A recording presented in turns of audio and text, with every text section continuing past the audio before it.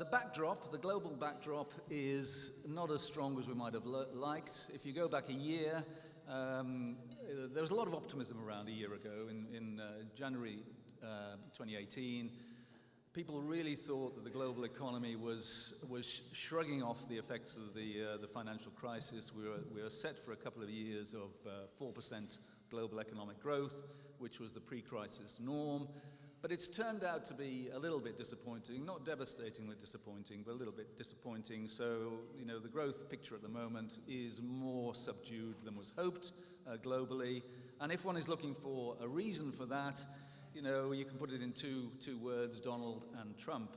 And I always think, and I don't want to alarm anybody, that it's worth thinking about two Donald Trumps. There are at least two, perhaps. The first Donald Trump was the one that we saw in 2017, and he was the Ronald Reagan version, the tax-cutting, supply-side Trump, which did a lot of good for business confidence, not just in America, but also good for US growth. The second Trump is the Herbert Hoover version. Herbert Hoover was the president who signed into law all those dreadful tariffs in 1930, which prolonged and deepened the Great Depression. And so at the moment, we are growing by around about 1.5%, and that compares with 3% in 2015. In 2015, you know, we seem to have pulled out of that long post-crisis hangover, and the UK economy was finally starting to grow at a decent pace. Now it's about half that, so growth has come down quite a bit. If one is thinking about, you know, where sterling should be compared with where it is, we've got a dollar sterling exchange rate at the moment, which is around about 130.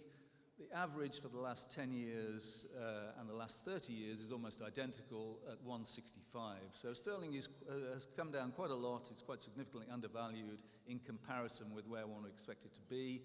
The euro sterling rate, 113 to 114, something in that area, compared with what I would say fair value and long-term value of 130 to 135. So again, quite undervalued, this national productivity problem. So what is the outlook for the UK? Well, I think in the short term, we are going to see quite a lot of caution among businesses. Investment, this was a stage in the economic cycle where it was reasonable to expect business investment to be growing by 6, 8, 10% a year, instead of which it is falling marginally. Businesses remain very cautious about investment until they have a bit more certainty on Brexit.